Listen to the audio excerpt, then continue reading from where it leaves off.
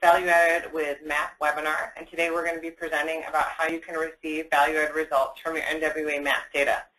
Due to the large number of people on the line, I do have everyone muted so we don't get any feedback.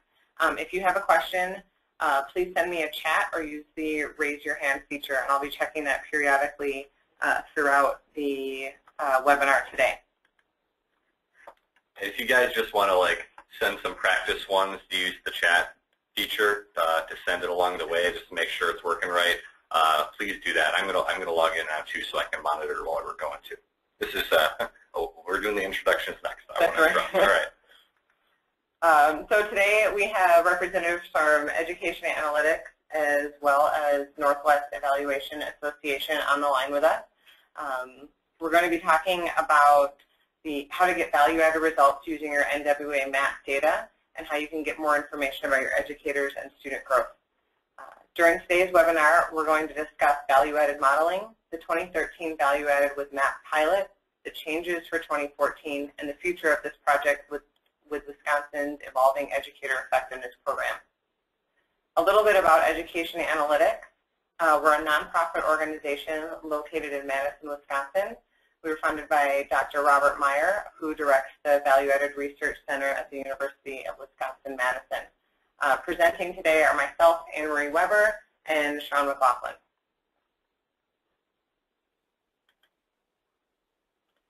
Sean, can you give us some background knowledge about value-added measurements? Sure. So what I wanted to do here, and it's going to be a little bit difficult about doing this with the webinar when we're all muted, but I wanted to get a little bit of feedback from folks about their own background on how experienced they are about hearing about value added. So some of the places that we've gone across Wisconsin, we have some people that have heard me or people from the UW team talk about how value added works in Wisconsin. Other people, I think, are new to it. So some people are probably going to hear a lot of things they've already heard before, but some people this might be completely new. So the first thing I wanted to do is do a background knowledge check as part of 3 categories. So the first one would be if you feel like you could explain to others what a value-added model is, or another one would be that I could understand some parts of it, and then some people might think that their level of knowledge is they don't know what that is, so they want to learn just from the very basics about what value-added is. So could you, if you're in a group, talk about it for just a minute, about where you think you would vote, and then if you can, try to use the chat feature that's built in to the webinar with your vote so we can see how people are spread out with their different various amounts of background knowledge about value added.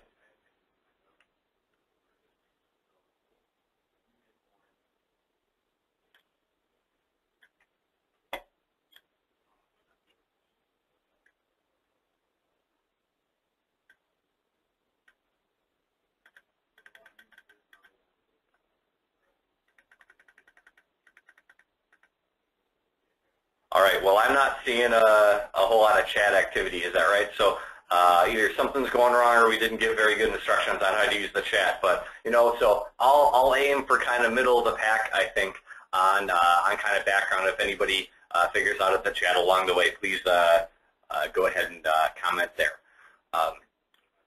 So let's see. So let's move on.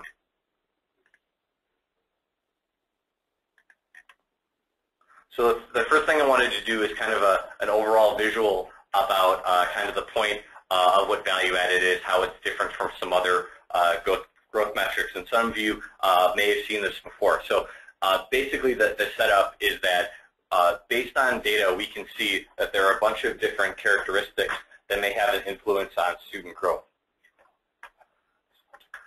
And what we can do is find out which ones are the most predictive, which ones are have the most impact on student growth. Because what we want to try to do next with our models with value added is we want to control for all this context, so that what we have is left over is the impact of the educators on student growth. So what we're trying to do is use statistical techniques using data from across a reference group to take away the effect of all these different other things. So what we're left is the impact of educators on student growth. So that's like the really kind of 20,000-foot view of what we're trying to do with the value-added model. And the next thing that we have is an analogy that we've used before that tries to show how value-added works outside of the education context, so we can give you more background information about, if you haven't heard of this before, kind of what is the point of it, and then we'll dig into education. So some of you, unfortunately, probably seen this before, so why don't maybe take a break for 10 minutes and sit back and relax if you've seen this before.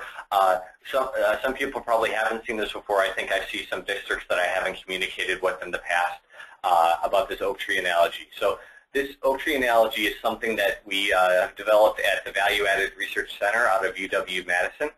And we're using this with permission here at Education Analytics as an explanation of how value added works.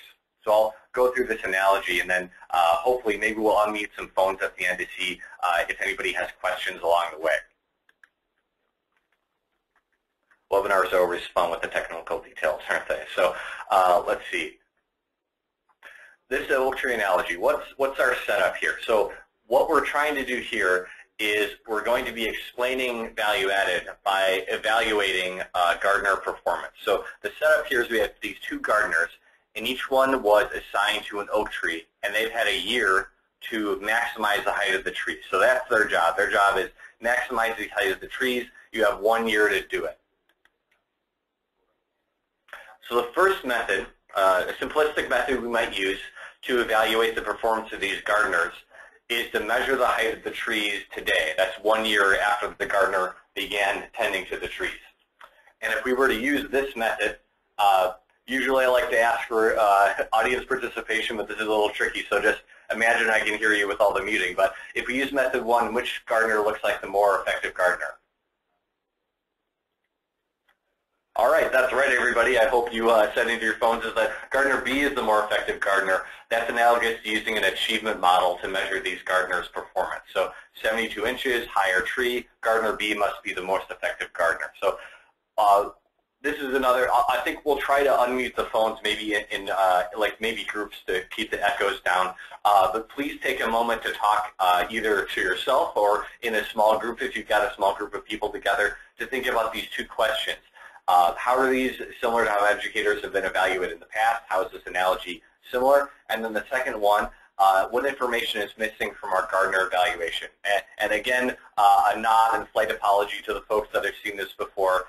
They already know the punchline, but please take a minute to talk in your group or talk to yourself about what you think you want to do to respond to these questions. And we'll try to unmute the phones maybe in little groups, and then we'll call on those people as we're unmuting them. So take a minute, please. Thank you.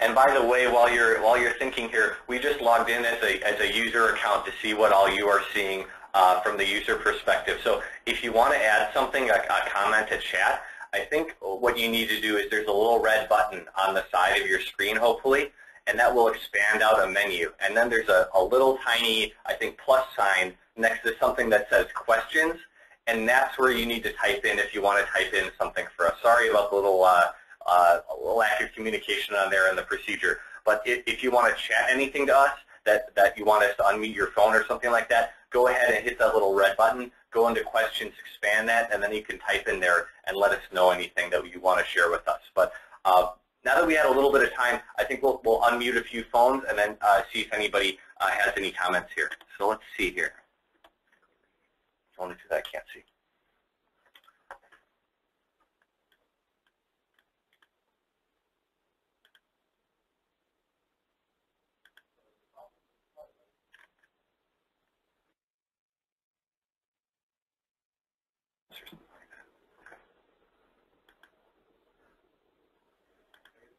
All right, we're in the process of unmuting a few phones, and then we'll call on some guinea pigs. No pressure for participating, but just for the sake of getting.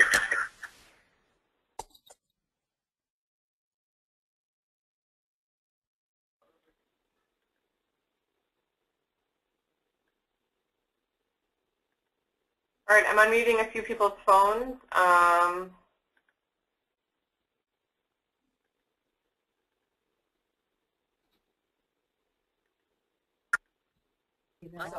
So what we're going to do is... Oh, I'm hearing some people. I've got Andy, Kevin, and Laura. Yeah, they can.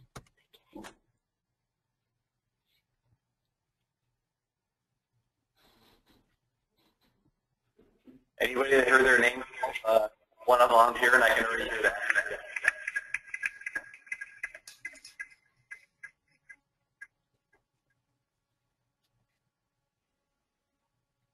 All right, so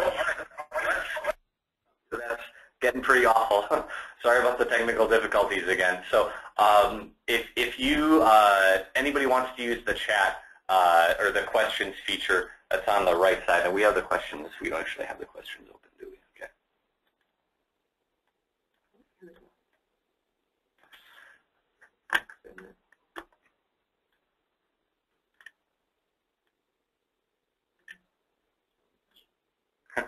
All right. So the mystery on our side is we had something called the chat window open, and you have the questions window open. So now we see your questions. So what do we have there, Anne-Marie? All right, we have a few questions. Lots of yays if they can hear me, so that's great. Looks like we have a variety of backgrounds for knowledge about value added. Some people saying that they could explain to others, but a lot of people saying that they have basic to moderate knowledge or a low level of knowledge, and that people are looking to know what the basics of value added are and what it means for teachers and principals. Let's see. Oh, we got a Gardner B, and then we want to know what size was the tree when each started, and one of the gardeners may have better soil, more sunshine, and more rain. All right. So sorry about the 10-minute delay on the yes, you can hear us sort of question. Thank you very much for, I think we're all on the same page. I feel a lot better about the feedback process. So we'll keep an eye on those questions as they come up. And is that something that you can click on in this one?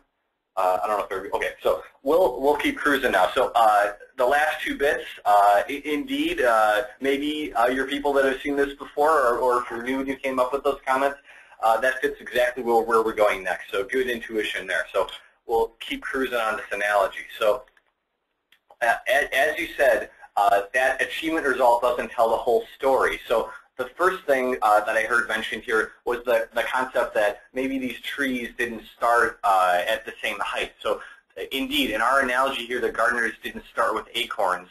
The oak trees are now age 4, so it turns out we should look 1 year ago to age 3 to find out how high were those trees when we started, so that we can have that as part of our fairness factors when we're thinking about evaluating these two gardeners. So indeed, one thing we can do is look back in time. Where did these trees start? And if we use that method and we look at kind of this subtraction method where we think about how many inches did the trees grow during this year of gardener care, which gardener looks like the more effective gardener? So I'll let you do take a few seconds to do the mental math and then enter something into the question section.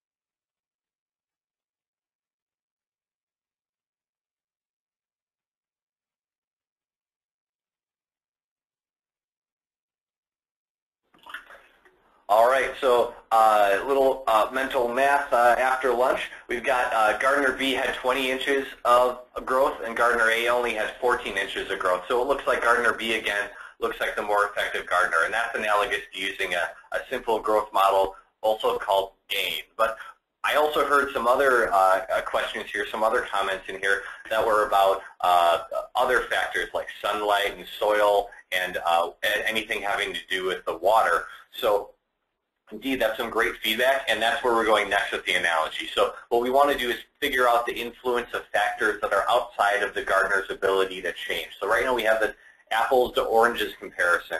What we'd want to do is use other factors to see how can we make it more fair for these gardeners. And 3 examples that we use, I know there could be others, but just for the sake of the analogy, what are 3 we picked? Rainfall, soil richness, and temperature. So now we're going to go through the process to find out how could we use these data to make a more fair gardener evaluation. I just wanted to note that we're getting some great comments about whether or not there's pollution in the water or location to the stream. So thanks a lot for sending your comments and interacting with us. So if we look at these 3 characteristics that we've picked as examples, we can see that oak tree A had high rainfall, low soil richness, and high temperature. It turns out that oak tree B had the opposite set of characteristics. And these are things that were outside of the gardener's ability to change. And you have some other examples that you've been giving us in the questions that indeed there are other things that we could take into account. These are 3 examples that we picked. So what do we do next? So what we want to do is find out how much do these external factors affect the growth of these trees.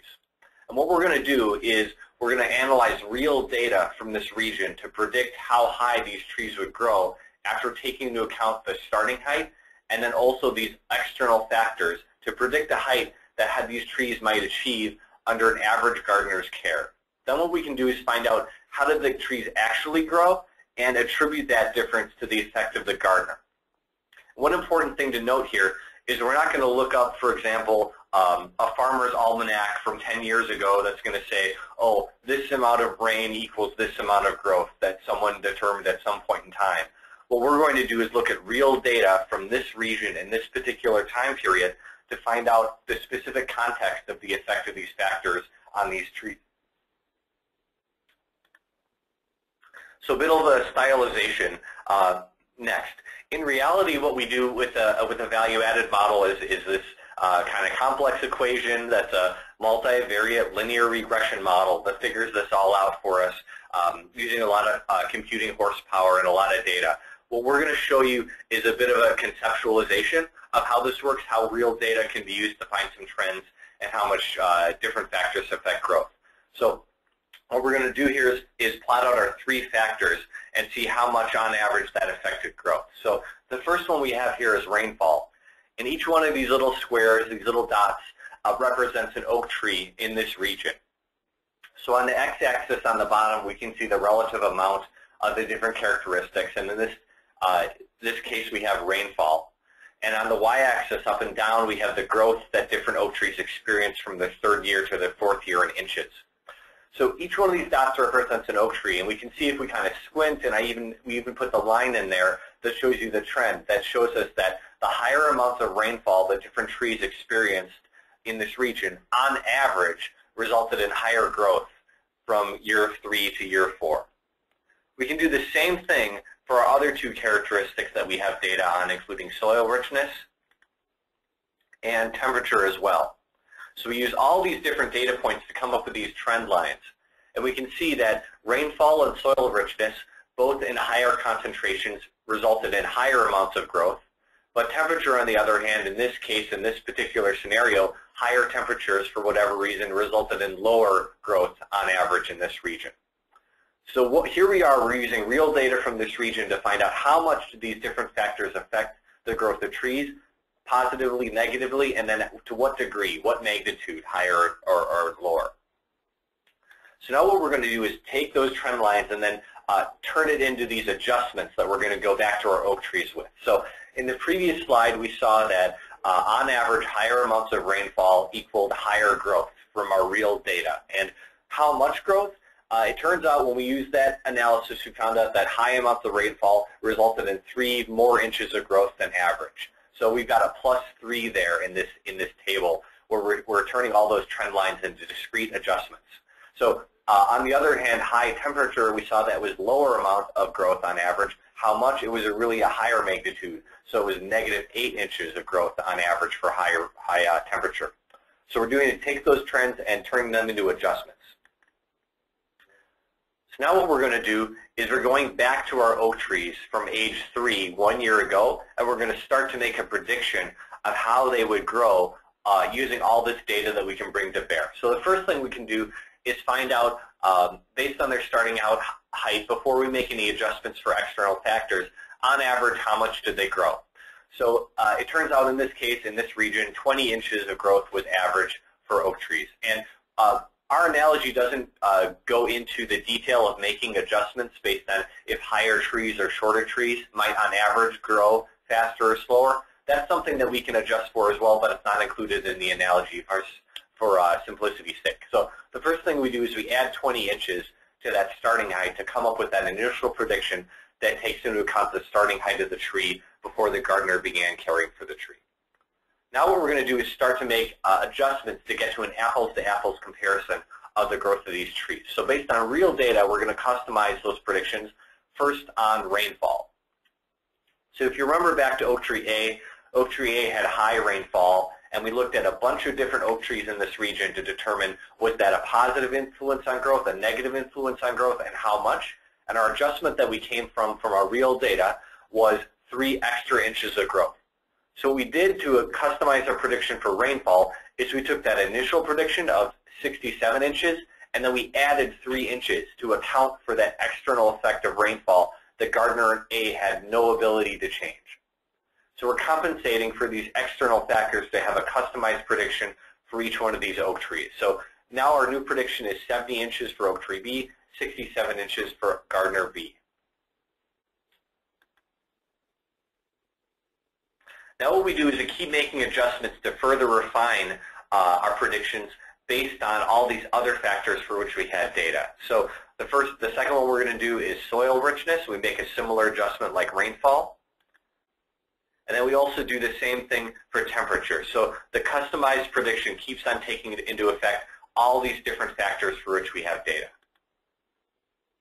What we end up with is a prediction that's customized for the starting point and all these factors. So now we have a level playing field for our gardeners across these different dimensions for which we had data.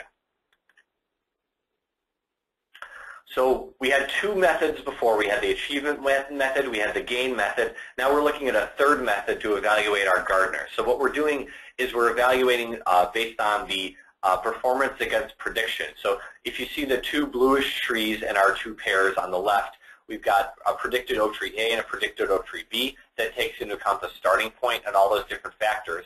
And then next to it, we have the actual outcome of those oak trees based on the gardener's performance. So if we use this method to evaluate our gardeners, which gardener looks like the more effective gardener? If you could think about it for a minute and then put something in the questions box, that'll help us get feedback.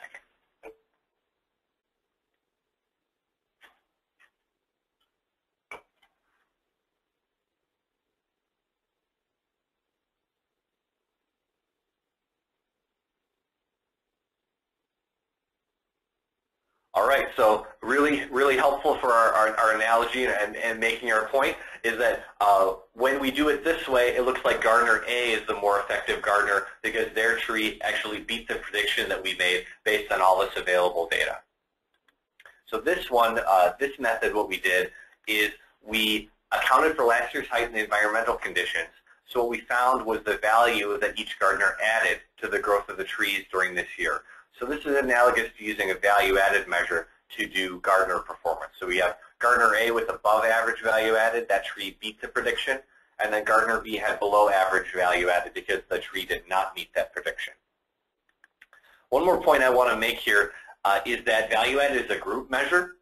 So what we want to do is have a whole bunch of data to bring to bear to find out the gardener's effect. We wouldn't want to just use one tree to determine if the gardener was beating or not meeting predictions of what their effect was. We want to use a whole bunch of trees to build a body of evidence to determine was the gardener having an above average or below average effect on the trees. One more thing I'm going to do is link us up from the analogy to the education context. And while I'm doing that, if you had any questions or comments about the analogy, go ahead and type those in to the questions. And then I'll pause after I go through this linking and look at those questions. And I know we're having a little bit of difficulty with the phone echoing on here, so I might just try to do it on the questions that are entered typed in. So I'm going to link this up. And if you do have a specific question that you want to ask vocally, there is a raise hand feature. It's a little blue button on the dashboard. You can press that button and that'll indicate that you have a question, and I can unmute your individual phone. Thanks. All right, so we're linking up the analogy to education. So the first thing, what are we evaluating? So in the analogy, we are evaluating gardeners. In education, we're evaluating things like districts, schools, grades, classrooms, /teachers, programs, and interventions. And why I wanted to bring this up is there's two things that are missing here. In the analogy side, it doesn't say trees, and then value-added in education, it doesn't say students. So the point here is we're evaluating the impact of educators, of actors on growth. We're not evaluating, for example, students. So we don't have a student-level metric here. What we have is something that's going to be aggregated up, for example, in our project, grade-level teams and schools and districts for the data that we have available in Wisconsin. Once other elements are available, linking students to teachers, then we'll be able to go down lower to the classroom level and teacher level to have a value-added metric for educators individually. What are we using to measure success? So in the analogy, we looked at relative height improvement in inches of those oak trees. In value-added in education, what we're doing is we're looking at relative improvement on standardized test scores. And for this particular project, we're looking at improvement on the MAP test using the RIT scale. So we're using the RIT scale that students have either from fall to spring or spring to spring on assessments. And the one that we're going to talk about today is we're going to be evaluating the 13-14 school year that just ended is the project that we're talking about today. So if you're a district that tested kids on the MAP assessment this past year in fall to spring or spring to spring, then that's the kind of improvement on test scores we're going to be using for the evaluation on this project. Our sample size through most of the analogy was a single oak tree, but just the last point that I made before this slide was to indicate that we want to use whole groups of oak trees, or in education, whole groups of students, to make a determination of the effect of educators on the growth of students. Our control factors, in the analogy, we used the prior tree height and then these rainfall, soil richness, and temperature variables that we had collected.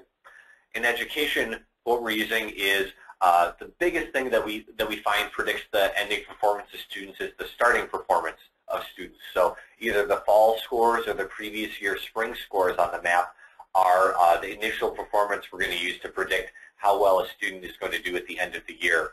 The other data we tend to use, and in this case we're going to be collecting that from DPI, which is pretty low burden on you. It's pretty cool that we got that agreement in place, is we're going to be looking at the grade level of kids, gender, race, ethnicity, low income status, ELL status, disability status, also making corrections for measurement error, and taking into account student mobility adjustments potentially if that data is available. So it's a lot about the kind of variables that are collected due to No Child Left Behind, something that everybody's going to have collected. We can measure the impact of those different characteristics and then make customized adjustments for the students in your schools, make an apples-to-apples comparison of how much are they growing. We do have one question on here, and it says, what are the negatives that can be attributed to student performance that can bring down reaching the average? So some of the negatives. So I want to make a distinction, and please tell me if I'm on the right track, person who asked this question. So some of the negative things. So I'm going to interpret this to mean that like in the oak tree analogy, we had some adjustments that went negative, like higher amounts of temperature resulted in lower growth of oak trees. In education, what we find, and we don't come to the table with a preconceived notion about which variables are going to have a positive impact or negative impact, but we have seen trends across different districts and states where we've worked. So, for example, we tend to find that low-income status, either measured by a low-income variable or a free reduced price lunch variable, tends to be something that we find is associated with lower growth of students. And just to unpack that a little bit, it's not that we think that, for example, a student that literally the act of getting a free or reduced price lunch at school is something that affects growth, but we use it as a proxy variable to get at some other things that we think actually might be the underlying factors that have affected the growth of students. So, for example, a student that qualifies for a low-income status, that might be a situation where maybe parents work multiple jobs and they're not there at home as much to support things, or maybe the student doesn't have as many resources at home, like a computer at home, or maybe fewer books in the home. Maybe they haven't had as many travel experiences or have other kind of disruptive things that are happening. So I think all the variables here that we have are kind of proxies for things that we think could actually be explaining why different students grow at different rates. What we're doing is we're not going to go down and find out exactly why things are going higher or lower, but we're using real data to determine, on average, where students with different characteristics going faster or slower, and then we use that body of evidence to then make adjustments for your students, so we're making an apples-to-apples comparison. So I think that's what you were asking, but if it's not, please clarify, and I can try to get something better. Okay, so I got a thumbs up for Anne Marie, which makes me think that that was more or less on the right track. And one more thing I wanted to mention, again, not about these preconceived notions, is I'm going to call one out here. So ELL status. I know in the state of Wisconsin, when I was working at UW doing the analysis on the WKCE assessment, we found something that kind of surprised us, was that it turned out in middle school grades, what tended to happen is ELL ended up being a positive influence in our predictions. And we kind of tried to unpack that and think of, like, what is going on there, that ELL status. You might think that a student that knows that has lower proficiency level might grow slower, but we thought a little bit about this, got some feedback from educators, and when you think about it, maybe if you have two students, keep in mind we're already adjusting for all these other things. So two students that look exactly alike in terms of their starting point and all their other characteristics, and the only difference between them is one is an ELL student and the other is not. You might think, let's say that was a low-achieving student. They were equally low-achieving students starting out. If one student was an ELL student and really they had a lot of potential to grow, and it was really kind of just a stumbling block that they had about understanding all the test items fully, they might learn more English throughout the year and really be able to skyrocket with their growth during the year. So if you had more students that were like that in your classroom that were ELL students that were ready to kind of just hit it out of the park once they had a little bit more proficiency, you might have higher predictions for those students. So it's not always intuitive if you think something's going to be higher or lower. We use the real data from the region to determine how we're going to make those adjustments. I do have another question. Great. It says, what about the transition from MAP for primary grades and the grades 2 through 5 MAP tests? That's a great question. So we are currently doing some projects where students are starting with MAP for primary grades in second grade, and then at the end of the year, they're either doing MAP for primary grades again, or they've transitioned to the MAP assessment, or they've gone from MAP to MAP in second grade. So we know that the stance, and if we can unmute Nate at some point, he could chime in too while that's getting found. But we're currently figuring out in New York on a different project about how to best make use of growth in situations where folks are transitioning from one test to the next. So we've been in communication with NWEA about what kind of concerns they might have about making those transitions. But we're confident that we're going to be able to do something that handles that, so you can progress to the MAP when you feel it's best to do instructionally from an educator's perspective, and then we can handle it on our end because NWEA will be telling us which assessment kids took at each point in the year, so we can make an appropriate adjustment there. And Nate, I've attempted to unmute you, so if you could chime in. Yeah, can you hear me? I can. Yeah, hi everyone, this is Nate Jensen. I'm a research scientist at NWEA. So I think Sean captured everything quite well. I mean, certainly we can attend to these transition issues. Certainly districts make this transition differently, as we've seen. But I think certainly we can account for it, and I think it's important to attend to within your district when you're making that transition to make sure that the data you're getting on your students most accurately reflects where students are and how much they're growing. But regardless, I think we've worked enough with EA to make them aware of some of the transition issues that they can do a good job of addressing those in their model. Thanks, Nate. And maybe because your phone isn't echoing, maybe we'll just keep you on, and then if at any point you want to jump in with a comment along the way, I'd much appreciate it. Sure, no problem. And I'll keep my phone muted just in case you hear anything. All right. Thanks, Nate. Any other questions? We're good. All right. Keep them coming. Keep chatting along the way in case you think of anything else.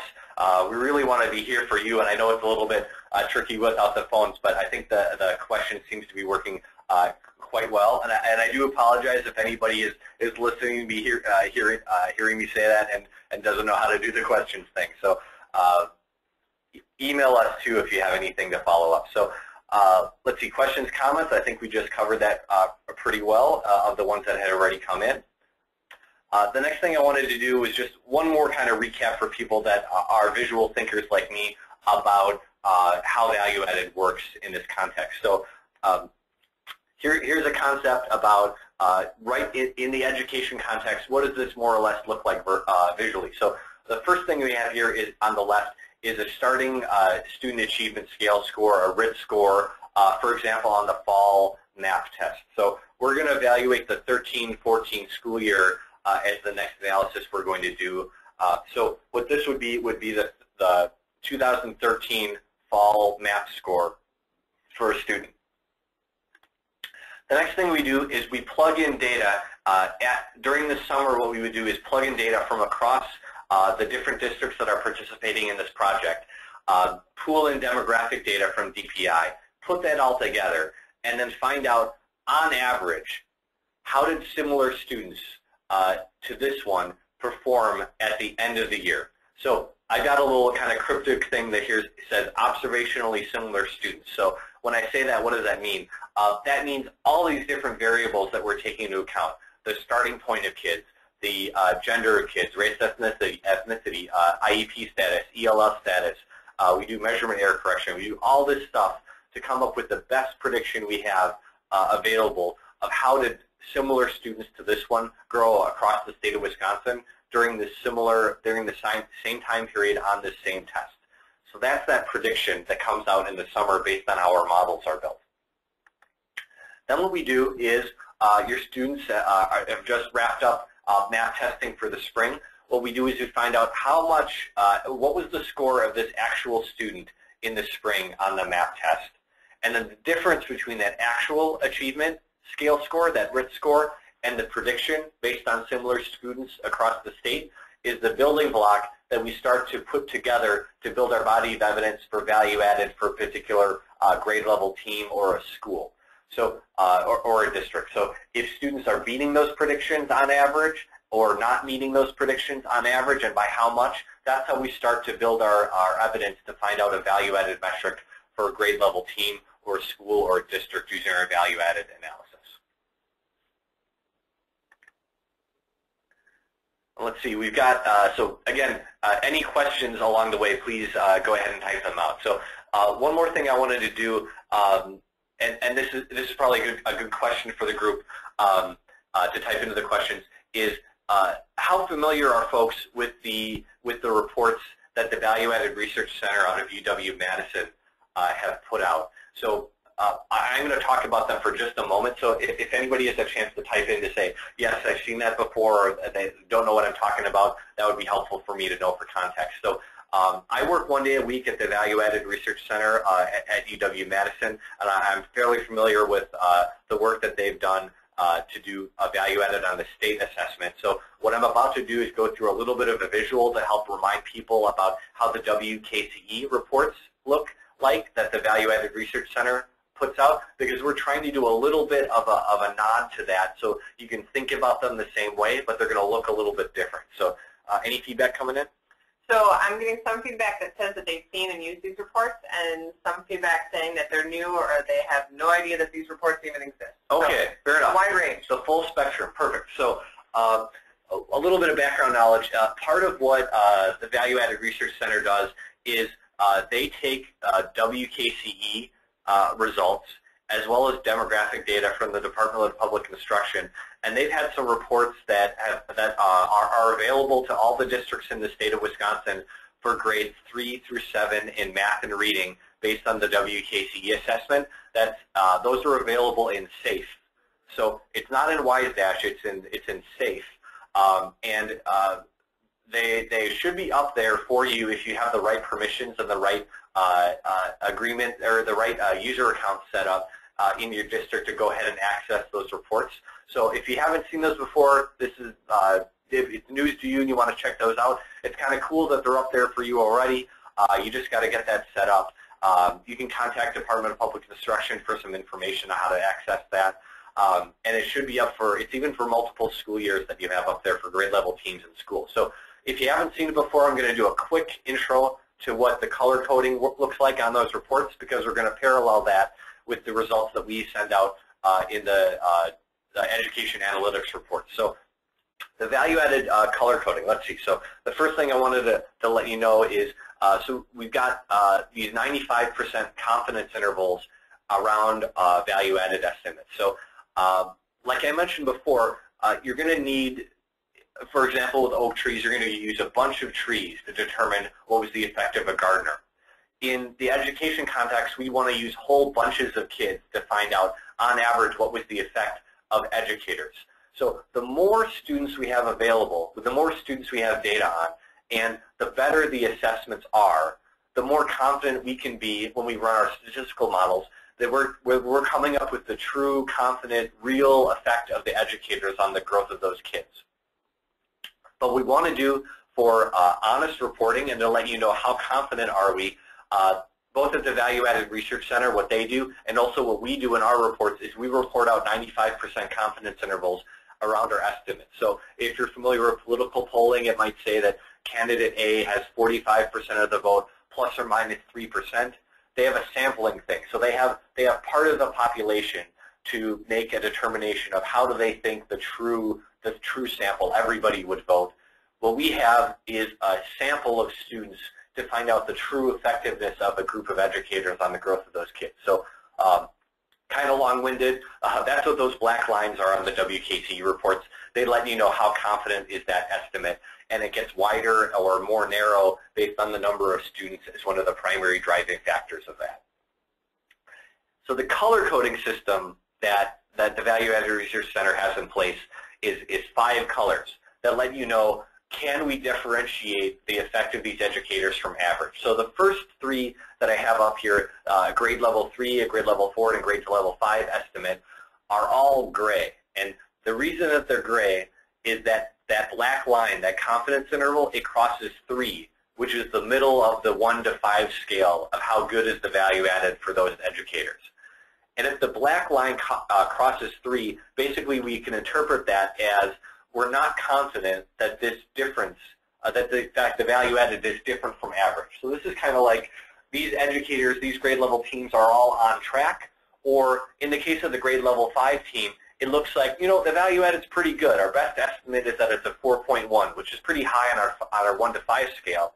However, you can see that black line is pretty wide. It crosses average. So we only had 21.9 students, and that's weighted based on kids moving in and out of schools, to make the determination on what was the effect of those educators. So we got this wide confidence interval. We're not confident that the effect is different from average. To contrast that, if we are confident and the entire confidence interval is above 3, we turn that to green. So that's like these educators are doing a really good job at growing their kids compared to similar kids from across the state. And then blue, wow, they're hitting out of the park. Tremendous growth with these kids. And on the other side of the spectrum, we have the yellow grouping. Those are students that grew slower than average.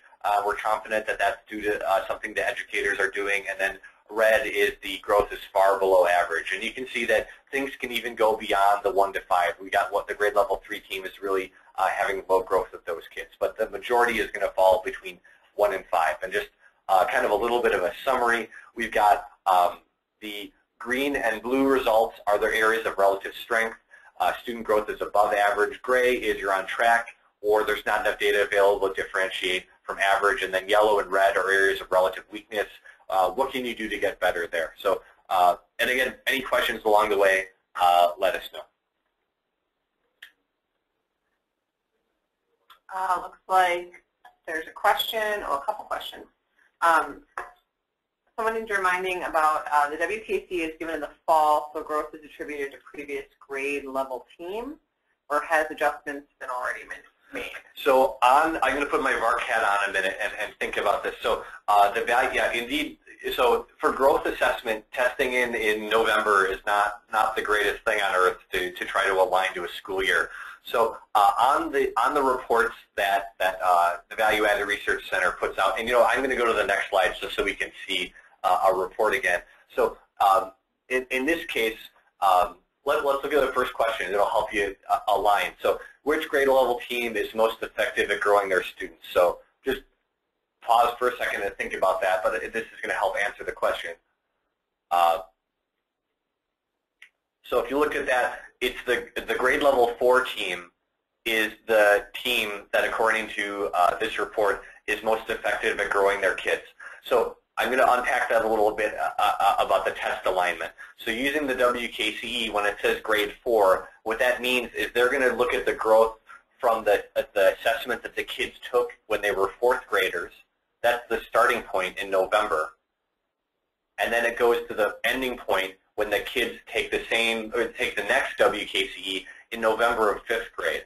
So when it says grade 4, it's mostly the 4th grade year, but it's a little bit weird of the time alignment because of the November to November thing. So when you're looking at these reports, don't do any subtraction on your own. Just look at it and take it at face value and say, in this case, the grade level 3 team is not performing so well. The grade level 4 team is really doing a good job, and the grade level 5 team is about on track. So you don't need to do extra subtraction. That's already been taken into account. I have another question. Okay. This person says, I called VARC to ask this question and got a great answer, but wouldn't mind hearing it again. We have a school that is very high achievement. The principal is contending that this hurts their growth scores.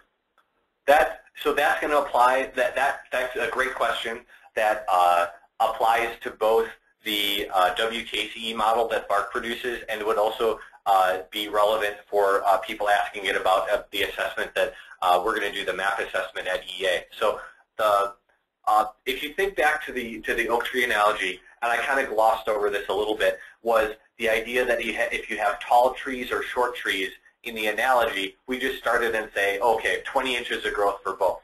But what we do in our model is we do a more complex adjustment for that. So if it turned out, for example, and I'll go to test scores, and I'll do a little bit of a stylization. So let's say we had assessments where it was on a 0 to 100 scale. And at the beginning of the year, I'm going to point at Anne-Marie, even though you can't see me pointing because she's the person in the room. So she has a group of kids that all scored 90 on the 0 to 100 at the beginning of the year. And I had a group of students that scored 20 on the 0 to 100 at the beginning of the year. Now, if we just did a gain score and did subtraction, Anne-Marie, even if she did an incredible job, she can only show 10 points of growth maximum with her kids to go from 90 to 100. But I could show 80 points of growth with my kids if I could go to 20 to 100. So that kind of setup is the idea that we'd want to make an adjustment with our model that takes into account, was it easier or harder to make growth with students based on their starting point on the test. So the model that both VARC and EA uses, we make an adjustment where we find out, is it the case that kids that are lower in the scale are higher in the scale? Did they grow at different rates? And then we compare you essentially using statistics to the growth of similar kids with similar starting points. So Anne-Marie's growth, she would be compared with her students to other schools that also had kids that started with 90 on the test. So we might find out that going from 90 to 93 is incredible for a starting point with her kids, but my kids that started at 20, going from 20 to 23, well, that's nothing special. So what we do is we do kind of the apples to apples, taking into account the starting point as well. So the short answer is that that's taken care of, and that a school that has high achieving students or low achieving students, they can both have high value added because that's taken into account with how that model works. So that person asked that question. Let me know if you have any follow-ups. And was there a third question? No more questions at this time. Okay, keep them coming. This is great. So We kind of did a preview of these 3 questions that are explained to your neighbor. Maybe while I was rambling about Starting Point, you had a chance to look at them. So one thing I wanted to let you know, so again, the highest effective growth is that grade 4 team. When we're thinking about achievement level or proficiency rate of these kids, you can't just tell that by looking at this. This is all about growth of kids. It's not about letting you know if kids are high proficiency or not. So if I just look at this report, I can't tell if these are high achieving students or low achieving students. And then one more note about one of our partners across some different projects, Battelle for Kids, thinking about messaging. If you see some red results or some yellow results, one thing that they like to say is it's not about naming, shaming, and blaming. When you see those things, what we want to do as professional learning communities is uncover, discover, and recover when we see those low results. So it's about building up how can we get better as educators. And okay, so you saw some fancy things that that Value Added Research Center produces in conjunction with DPI. The kind of reports that we have available in Education Analytics for this kind of year two of our startup project is we're going to have spreadsheets that we can send to you that have the same kind of scale. So you can see in that column that says VA, that's your value added. That roughly goes from 1 to 5. It's the same sort of interpretation as the Value Added Research Center reports.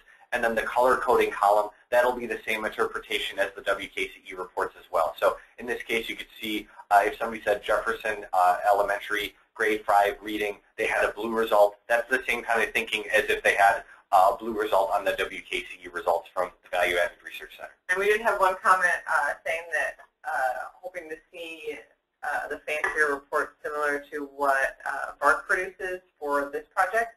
And we are investigating new reporting features, but we're continuing with spreadsheets for now to keep the cost down.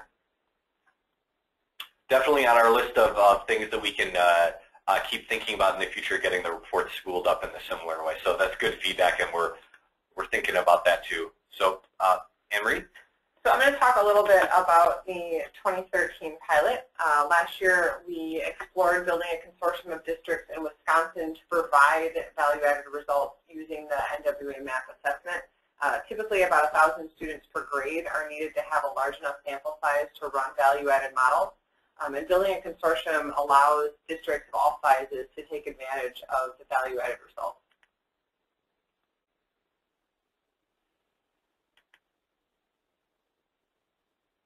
So last year we had 19 districts participate, and that included over 30,000 students. These districts received Accelera reports that contained value-added results for grades 3 through 8 in math and reading. One of the biggest challenges for the pilot was how we were going to be able to collect the demographics data. We had several different plans that involved districts providing the demographics data themselves, or at least providing a crosswalk between the IDs. But due to the interest in the pilot from the districts, DPI provided the demographics data and linked the demographics to the NWEA IDs. EA does have an agreement with DPI to provide this data through 2015-16, and this significantly reduces the burden to provide data from the districts. Coming soon for the 2013 pilot is the technical report. This will include some aggregated results of the value-added analysis as well as statistics about the models itself. If you were a part of that pilot, you will be receiving the technical report. And if you were not a part of the pilot and you want to receive the report, send me an email and I'll send it to you. The technical report doesn't identify any of the districts involved, and it only shows aggregated data. So in terms of what we're adding for 2014, we will be including district results this year in reading and math. We will be adding color codes to the reports. We labeled each one of the scores last year by color, but this year they will actually be in color. And once the reports are delivered, there's going to be a post-project webinar to discuss the reports, the project, and how this analysis can aid SLOs. SLOs are a large portion of the Evolving Educator Effectiveness Program in Wisconsin, and education analytics is investigating how value-added with math analysis can inform a technical SLO. Sean's going to be talking about this further after I give a short project overview of the 2014 project. And just to jump in right now, I have my calendar that we're going to 3. Is this a 1 to 2, or is this a? So we'd originally planned for 1 to 2 for presentation and then a half hour for questions. Okay. You do have to jump off for another meeting. We are recording this, and we will post the recording online, and I'll email the link to everyone. Yeah, and if you need to jump off too, and you want to hear the rest of the information, just email us if you have any questions along the way. But I just wanted to make sure that we got that before anybody needed to jump off it too. All right. That's right. Thanks. So using the value-added analysis with the NWEA MAP assessment is valuable in many ways. As Sean spoke about earlier, the value-added models are designed to isolate the effect of educators on student growth. The advanced statistical techniques provide an apples-to-apples comparison of the growth of your students. All these features are designed to promote responsible data use and will aid the discussions of student growth and educator effectiveness at your district. Districts in this consortium will receive a spreadsheet of results by district, school, and grade level teams for math and reading in grades 3 through 8. If enough student data is available from the districts in the consortium, we will expand the models to kindergarten through 2nd, possibly 9th and 10th grades. And the diagram that showed the color subsections indicate the expanding areas of the project. There are 2 data sources for this project. The student assessment data is collected from NWEA, and the demographic data is collected from DPI. Last year we weren't sure where the demographics would come from, and this year we will only be using DPI data. So if the data is not available for a particular district, then the contract will be terminated and we won't be able to provide results. The way that this works is that, let's see, next slide. So NWEA sends EA the student assessment and student identifiers. The student identifiers are used to help link the NWEA data to the demographics data provided by DPI. So once EA collects that information, EA removes the assessment data because no assessment data is sent to DPI, and we send the student identifiers to DPI. DPI runs an algorithm that connects the student identifiers to the state demographics data. And this algorithm last year was able to match 95% of the students, and then they do a manual process that gets it up to 99%. Once they're done, DPI sends EA the student demographic information that's matched to the NWEA student ID, and then EA can begin the analysis.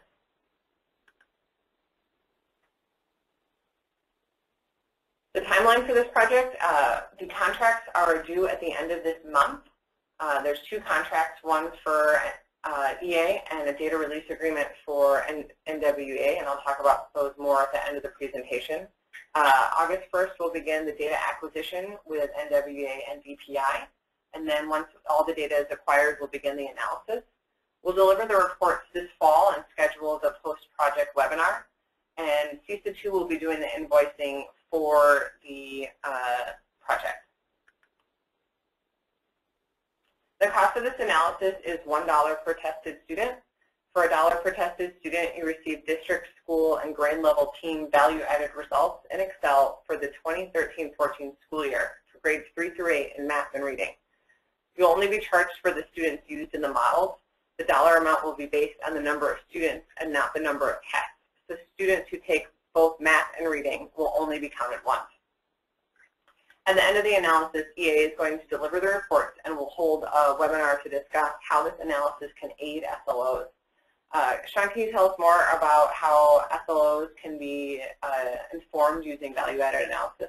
Sure. So we have some ideas about some places that we worked before where people wanted to have more forward-looking type analysis that uses some of the same statistical horsepower that goes into a value-added metric. So Anne-Marie and I went to the Wisconsin Educator, boy, what was the name of it? Anyway, the CISA 2 VARC hosted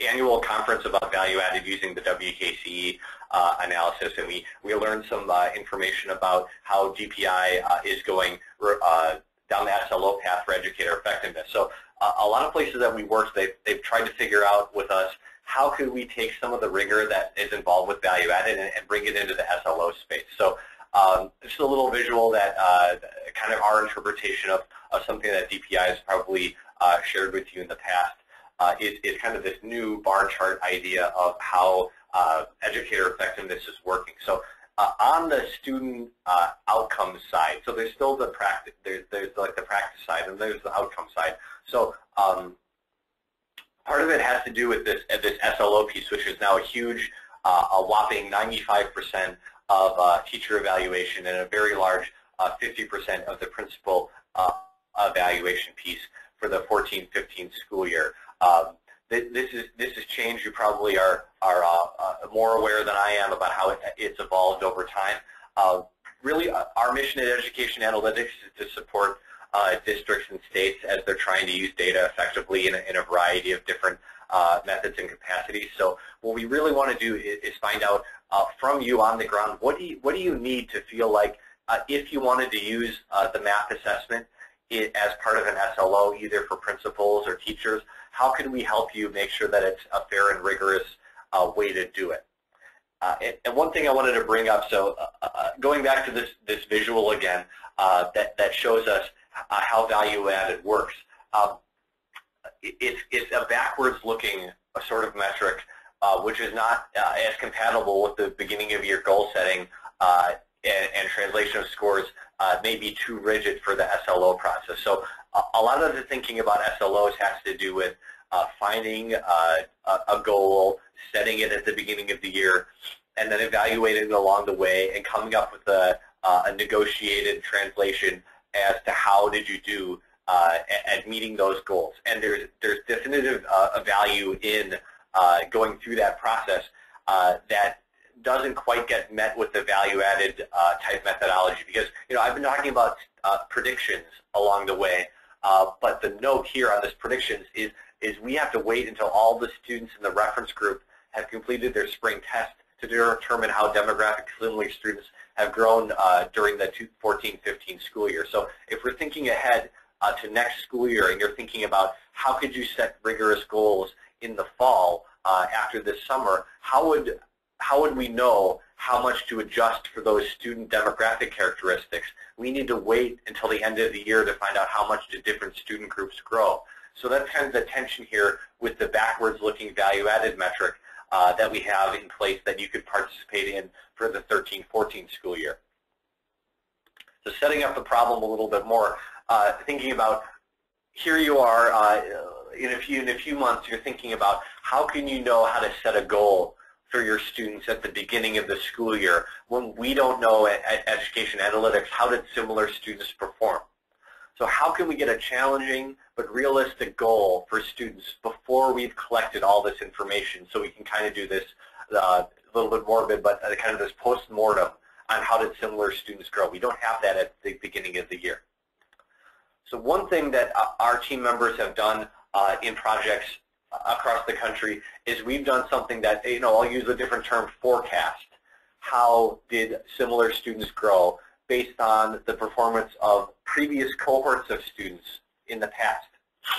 So in order to do something like this, you really need to have a stable test scale and then make some assumptions about the effect of different demographic characteristics over time. So Robert Meyer and Evan Dokamachi at the Value Added Research Center examined the WKCE and the variation in test score from year to year, and really determined that the scale fluctuates wildly. So you can't really know at the beginning of the year how much are students going to grow. At the end of the year, the vertical and horizontal equating isn't really very robust on the WKCE.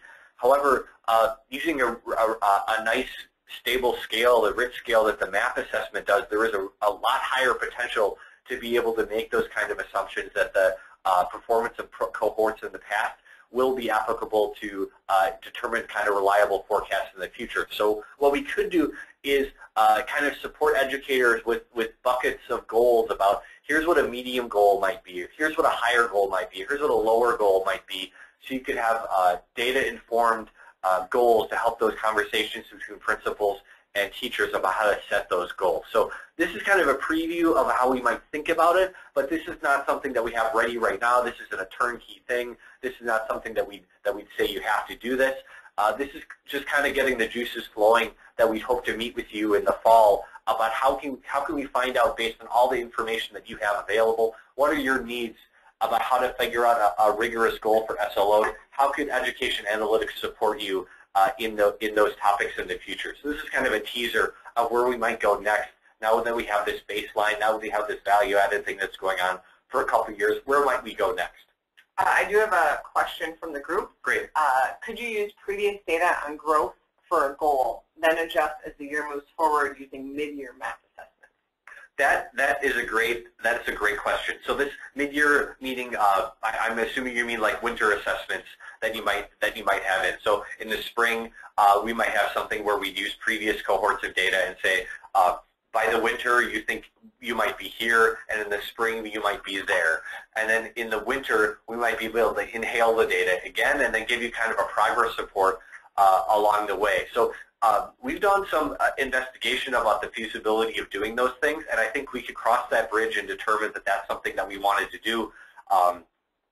If we get feedback from other people that are participating in the project that that's something that they'd want to do. So I think that's definitely on the table as something we could consider. And indeed, if people are using 3 test events with MAP, I think that would be interesting for us to explore the feasibility of doing that.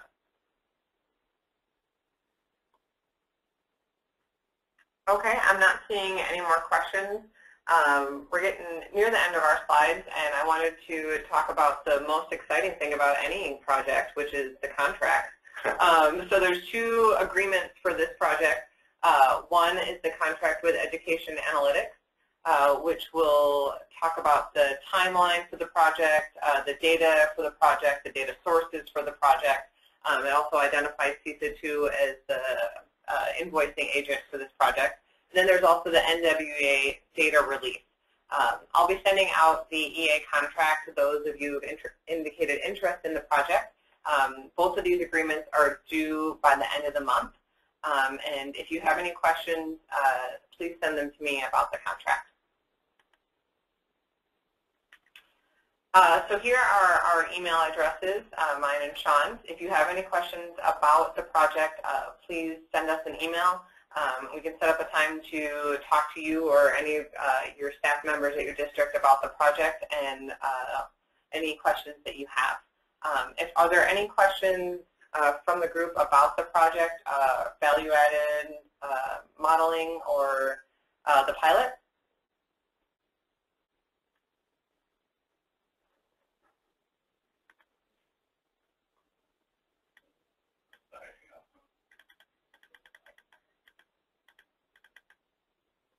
So one thing I just wanted to reiterate while anybody's thinking about any last-minute questions is it's been great to have the support of NWEA from the data side through this.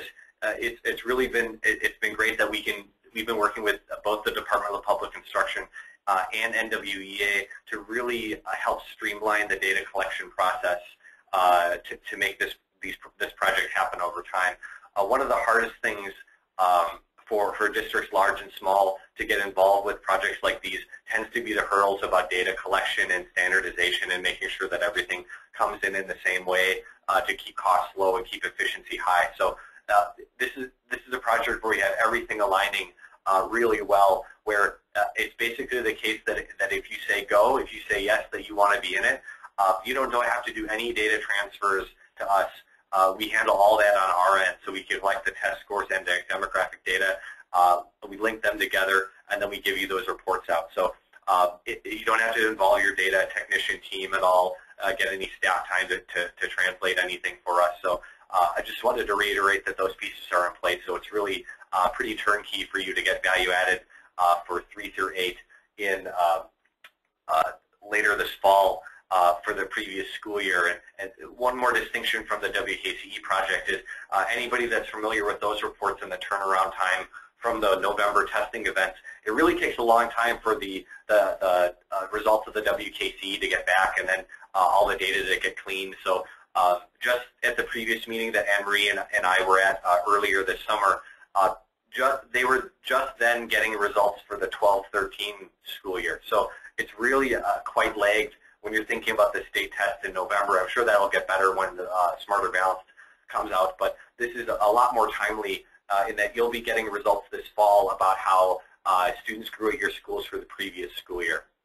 So Okay. I rambled a bit, so now we got some questions. We have some questions now. Great.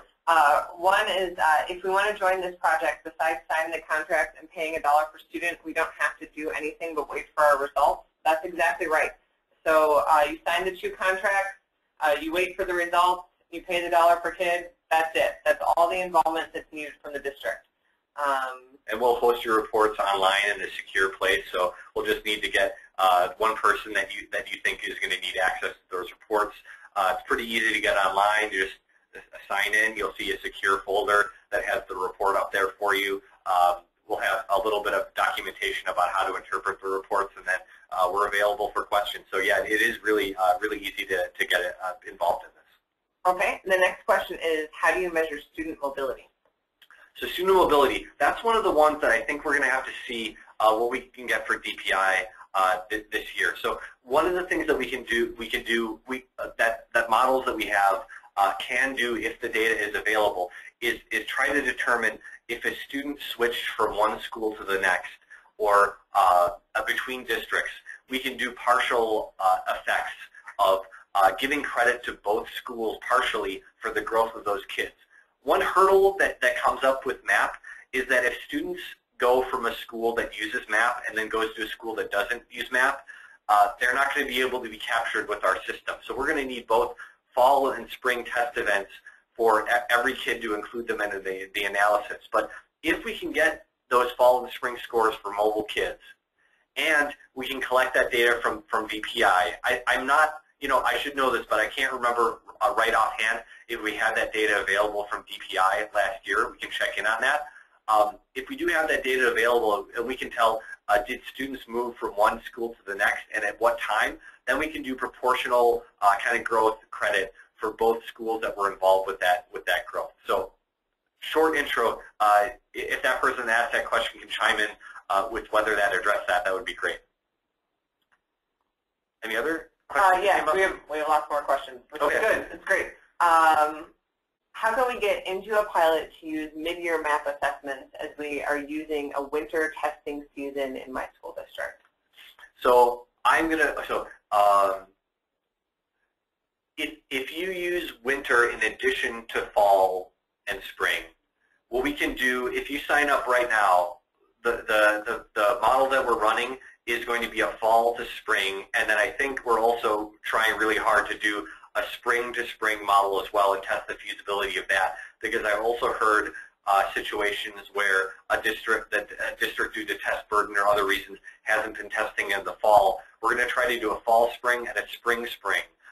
So on the table for the $1 a kid thing that we're talking about right now, we don't have winter testing involved, but we're really open to thinking about, this picture on the left of your screen, the advisory committee, the advisory council. If we get feedback from your district and others about how would people like to see the winter test get involved, there are some technical hurdles that we've had trying to analyze the winter test event compared with fall spring and spring spring, but I don't have it. So I guess the short answer is if you sign up that you want to be part of the advisory committee for the future and have your put in your 2 cents about how you think that the winter test event might be helpful for your district, either for SLOs or for other reasons. We're going to be receptive to hearing is that what people want to figure out if you want to kind of change course with how we move into the future. Okay, another question that we have is, will value added be something that MAP will eventually provide for school districts, similarly to the reports we get in SAFE for WKCE? So, so regarding the part about if they're going to be in SAFE, and whether they'll be made available. One of the in the pilot year, we had a discussion with some folks about how comfortable they felt that their reports would be then given to DPI in order to go to SAFE. So specifically related to the concept of would DPI host them, some folks had some reservations about having this kind of growth metric be reported out to DPI for DPI to view, and therefore that was kind of a hurdle from the district's perspective. We had talks about whether DPI would play ball for seeing if they would work with us somehow for hosting if it became available, that folks wanted to do that. So I haven't followed up on that after I heard some feedback from districts that they might not want to do that. But we can follow up with that again. We have some contacts at DPI. They've been really involved with us getting the data, and we're sharing the anonymized tech report with them. So that's something we can follow up with them. And from the concept of would NWEA provide this, I'm not really in a good spot to do this. Nate, I hope I'm not catching it too much off guard, but do you have an opinion about whether, what was the phrasing, Henry, on the question? The question was, will value added be something that MAP will eventually provide for school districts similarly to the reports we get in SAFE for WKCE?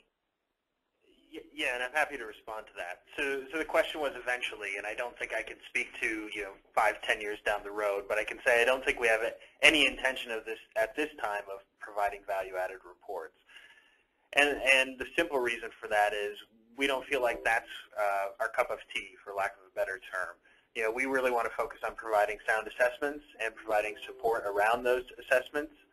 And in the kind of atmosphere of high-stakes use of our tests, we'd rather let experts in that particular field take point on that particular set of analyses and set of reports. So I think that's where we defer to folks like EA, who can do a really great job with some of the needs that are beyond what we're already providing. So yeah, I don't think we have any plans at this time, but we certainly support the work that EA is doing in this pilot project.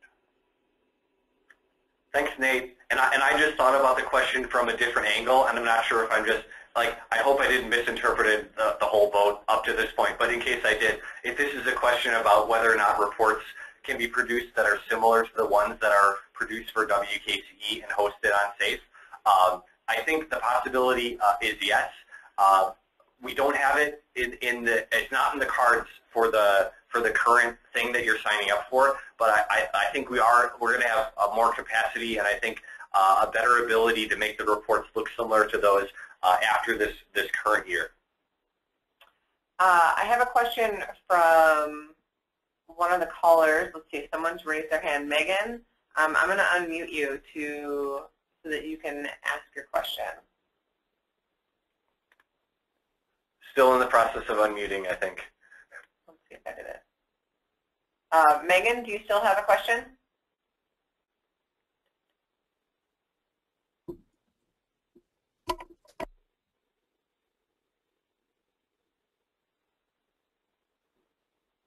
All right, Megan, if you do have a question, send it to me in the questions. I do have another question. When will value-added results for K through 2 be available? Okay, so K through 2. So, and I apologize, Megan, for the phone thing again. If you're able to type it in, that would be. We'll try to do our best. So, regarding K through 2, so you saw on the slide that we're really, we've worked in places across the country where we've really kind of nailed down that we think K through 10 in math and reading is a safe place to go for using MAP and MPG for this type of analysis. So we have kind of in our pocket the ability to make those growth metrics happen at value-added analysis, K through 2 and 9 through 10 happen. We've crossed the technical hurdles about those, and we feel pretty good about our ability to deliver on those. So the missing piece of the puzzle is whether or not we're going to have a sufficient number of students from districts that test in K through 2 to sign up for us in order to give us a large enough reference pool to be able to make those models happen. So I don't want to beat the oak tree thing to death, but you have to think back to the oak tree about how we needed a whole group of oak trees to determine what the trends were for different rates of growth with different characteristics. We need to have a whole pool of data for kindergarten 1 and 2 students in order to make this model happen, and we haven't had that kind of coverage yet in Wisconsin. We have had it in other areas. So I think if people and one of the reasons is that testing at K and 2 isn't as common for 3 through 8 with the districts that have been signing up for us. So I think it's just a matter of, can we get enough people interested that test in K through 2 in Wisconsin to be a part of this analysis? And if we do meet those thresholds that we feel good that the models are performing well, we would go ahead and run those and have those analyses available on the same timeline as well. So if we meet those thresholds, those will roll out at the same time for 3 through 8. All right, I have another question. Can you ask Nate, the NWEA representative, my question? It is as follows. Is there an anticipated drop of RIT scores from 5th to 6th grade? I ask this because I have seen several students drop scores as incoming 6th graders, as many as 20 RIT points.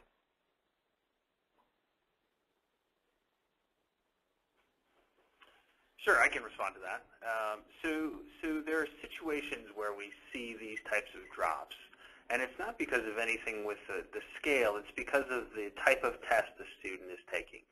So let me give you the most common example we see where we see drops from 5th to 6th grade, and that's with really high-performing kids on the 5th grade test. Kids who likely should be transitioned to the 6+ test earlier than they actually are. And what we're actually seeing then is if you have these really high-performing students on the 5th grade test, the 2-5 test, there can be some artificial inflation of their actual scores. And so then when they transition to the 6+ test and get a really good estimate of where they are, it looks like a drop, when in reality it's just an artifact of them testing on a test that, from where they are, from an achievement perspective, is less appropriate than if they had already transitioned to the 6+ test. Kind of a hard thing to explain in this particular format. So if you'd like some more clarification on that, I'd encourage you to talk to your account manager, and then they can get in touch with me, and we can have this conversation more in depth. And Nate, I did see a follow-up from this. It says, thank you, Nate. I've been wondering this for a few years. So thanks, Nate. Yeah, and I think it's also important to say that we should also pay attention to how students are attending to the particular test. So that's a kind of common situation going from 5th to 6th grade. But sometimes when we see these drops, one of the biggest reasons why we see drops from test to test is because of student effort or how students are approaching the test.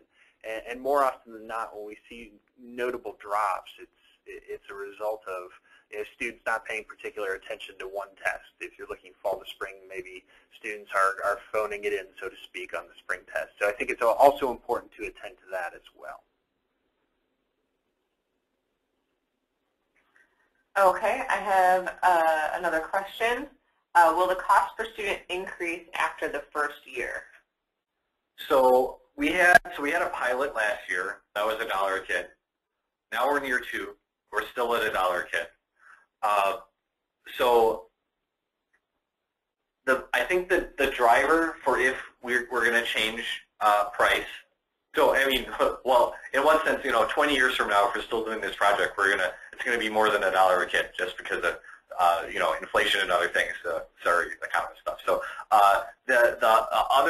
but in the shorter term, I think the main driver is going to be when we meet in the fall again, kind of this advisory council, advisory committee idea, and determine, are we going to change our solution for what we're providing to folks?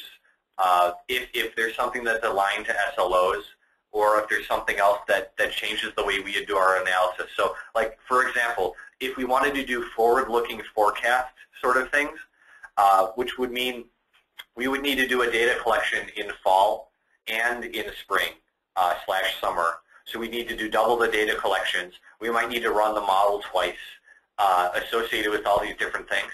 So Education Analytics is a nonprofit. We're here to try to support you.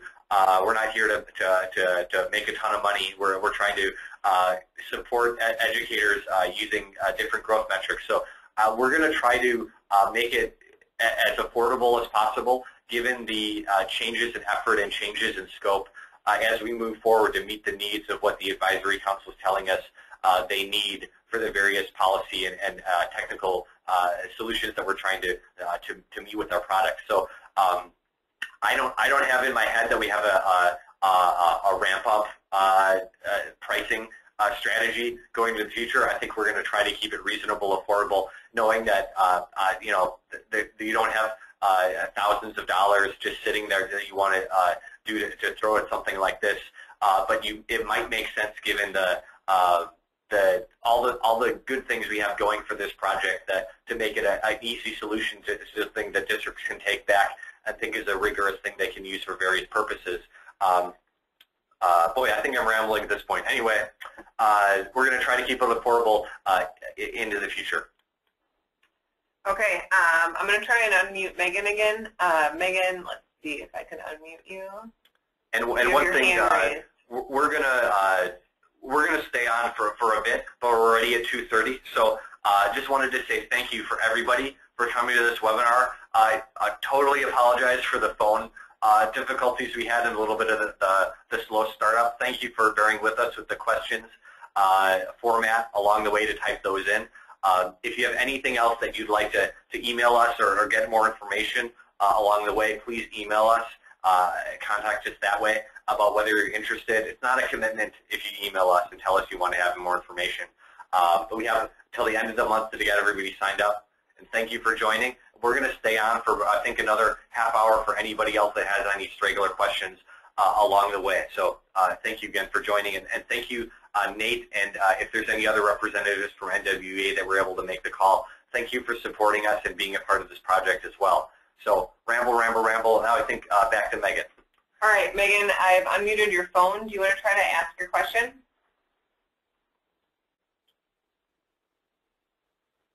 And Megan, I hope you don't have your phone muted on your end. Maybe it's a double mute. Yeah.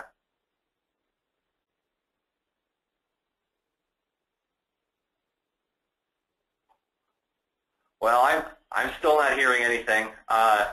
We are better at value added than we are at webinars. So apologize again about that, Megan. Megan, if you have a kind of question you want to talk about verbally, and you email us, we'll set up a phone call with you specifically to get that question answered. I apologize that we've kind of met the technology wall to try to meet that in the moment right now. All right, I did get some feedback from her. It sounds like she was just hitting the raise hand button accidentally. Oh, okay. Mystery solved. Mystery solved. Sorry, Megan. Any other questions?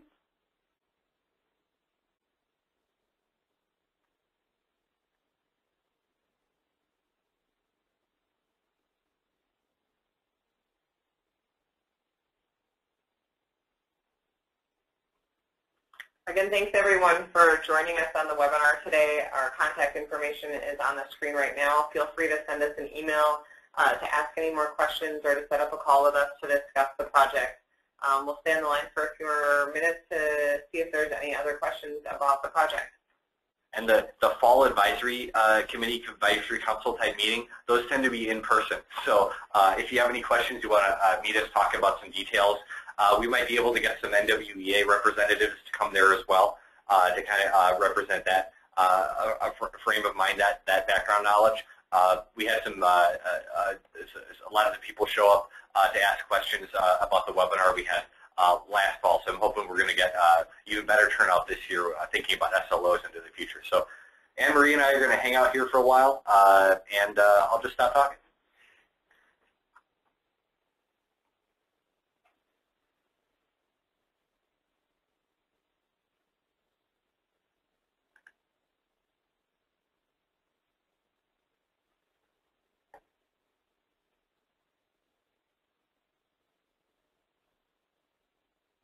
All right, that's probably sufficient typing time. Not seeing anything else come in. So Nate at NWEA Crew, thank you very much for being a part of this, and thank you everybody for attending.